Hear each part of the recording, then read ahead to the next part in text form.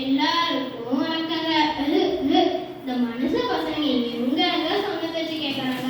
எங்க பார்த்தாலும் குப்பை, எல்லாத்துக்கும் பிளாஸ்டிக்னு போட்டு போட்டு என் உடம்பையே புண்ணாக்கிட்டாங்க.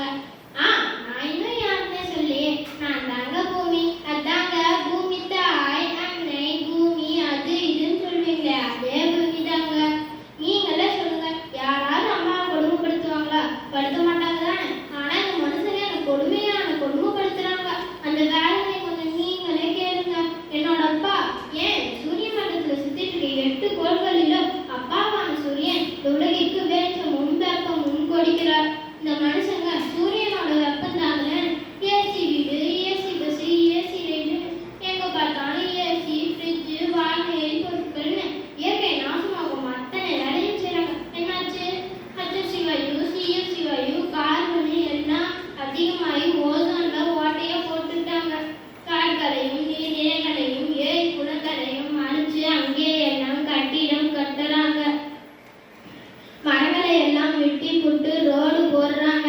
இருக்கிற எல்லாத்தையும் அழிச்சு போட்டு மறுபடியும் மரம் நடுறேன், குளம் வெட்டுறேன்னு கிளம்பிடுறாங்க.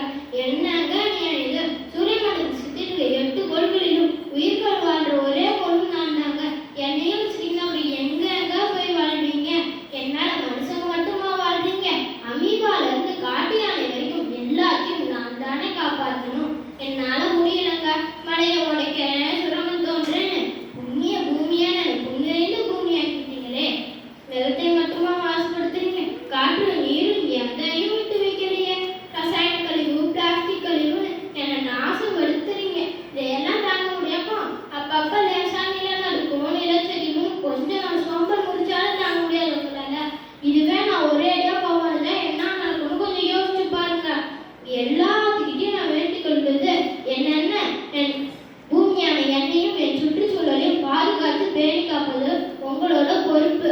ஒரு நாள் பெரிய கற்றுக் கொடுத்த பாடத்தில் இருந்தும் நீங்க சுற்றுச்சூழலோட இயற்கையோட முக்கியத்துவங்களை புரிஞ்சுக்கலாம். உங்களை யாராலையும் காப்பாற்ற முடியாது.